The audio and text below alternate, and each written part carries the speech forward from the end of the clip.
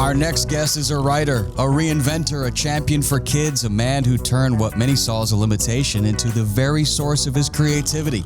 You may know him best as the Fonz, that icon of 70s cool, the host of a new History Channel series called Hazardous History. His story, one of courage, creativity, and constant curiosity.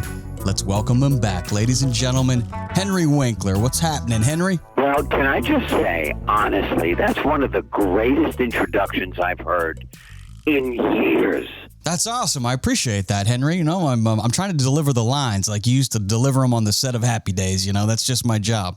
Well, you did it really well because that was just incredible. Thank you. I was surprised when I found out that you didn't read your first novel until you were 31 because the words were just dancing on the page. I'm wondering, were they tangoing, Henry? Were they two-stepping? You know what?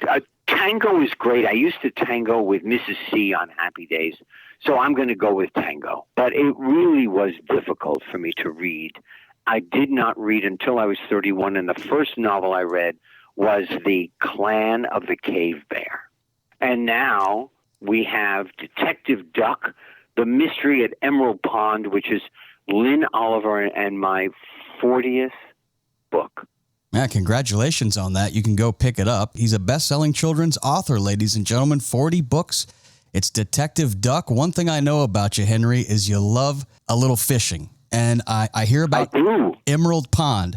How is the fishing at Emerald Pond? Well, we don't fish because one of the stars of the book is Harry the fish, who's got the worst breath that when he belches, the water moves out of his way. That's funny. But I'm telling you, we use humor because we believe that is the gateway to the reluctant reader, to the emerging reader. So all of our books are funny first. We are entertainment, and then hopefully that, kind of grabs the reader and pulls them in. So no fishing, though, in Emerald Pond. Where's the inspiration? Oh, no. Where's the inspiration for the name of this pond? I'll tell you exactly.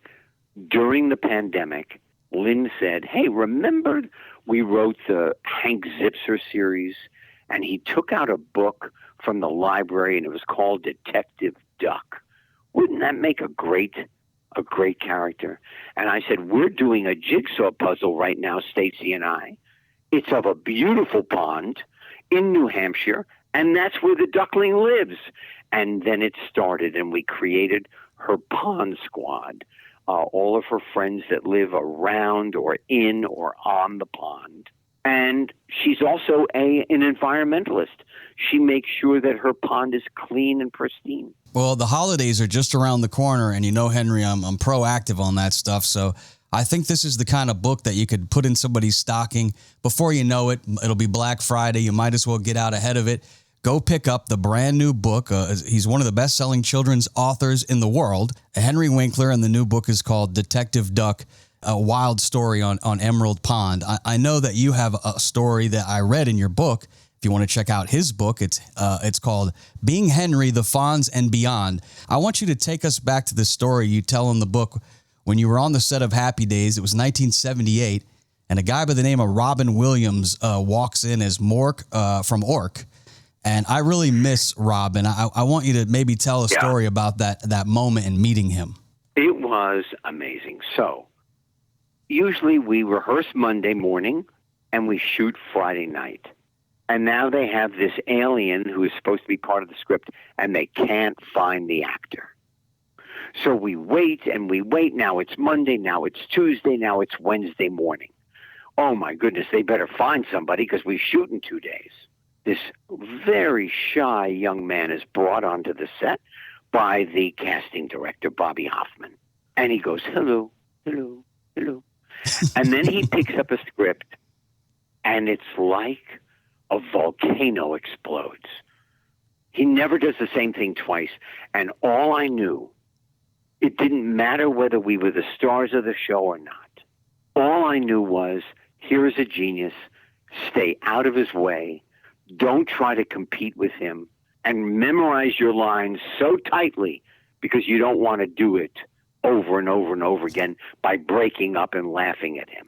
I got to tell you, man, I miss him. What a talented guy. And at least we have some of his art to still watch. And some of the things I love going back is watching some of those old Happy Days. And I heard a story where when you first took that role, you kind of had a sense early on what you thought it could become. And you even asked the producers that you want to show who the Fonz is when he takes his jacket off. I feel like that was a bold move as a young actor. Is that true? And what was behind you know what? the Fonz? It is true.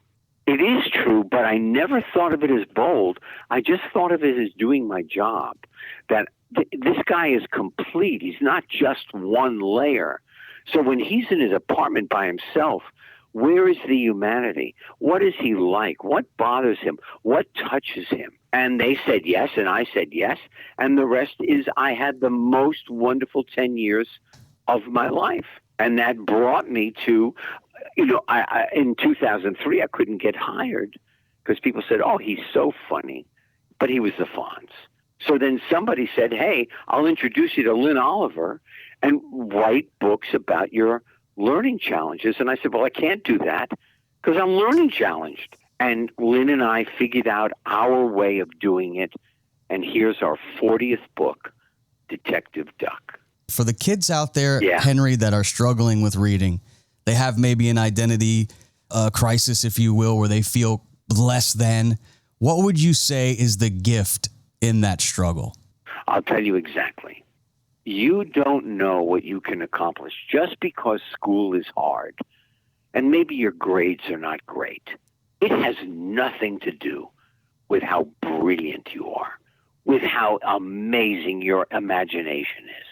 You have no idea what you can accomplish until you just try. People told me I would never make it. People told me I was stupid. And I just never let the dream of what I wanted out of my brain. And look at you now. Here I am. You even got this Detective Duck. This new show, too. I want to talk to you about Hazardous History because one of the guys in the studio, man, my buddy Tomcat is his name. He was like, man, ask him about that show. I have seen you promoting it, but I unfortunately haven't watched it. But now I want to watch it. You know what he told me to ask you? He said, ask Henry if his mom made him wear a seatbelt. I guess you guys had an episode about. There were no seatbelts in the beginning. There were no car licenses. You just took a lesson at the showroom, and you were off, and people were bumping into each other like bumper cars. So seatbelts are relatively new onto the scene. It's called Hazardous History. It's on the History Channel. There are 8 episodes. And we were just picked up for 30 more. It's so fascinating because there are so many things that we did for each other to make money, maybe to help each other, that were crazy. Check out the show on the History Channel. I'll leave you with this, Henry. At this stage in your life, is there one thing that you'd still like to try? Maybe a genre you haven't touched, a role you haven't played, a risk you haven't taken? Because it seems like you've accomplished so much. Anything left? Do you know what people say? What is your favorite thing? And I say, aside from the books, which I am so proud of, I mean, Detective Duck just tickles me. But I will say that my favorite thing will be the next thing I do, and I don't know what that will be. Well, always keep an eye out because I'm sure Henry will find a way to reinvent himself. The book is called Detective Duck, The Mystery at Emerald Pond. Make it a stocking stuffer this holiday season. God bless you, Henry, and thank you again for coming on the show. We appreciate it. Thank you for inviting me. All right, peace out, brother. Talking about the Detective Duck, and have the most wonderful rest of your day. You too. Hey! Hey!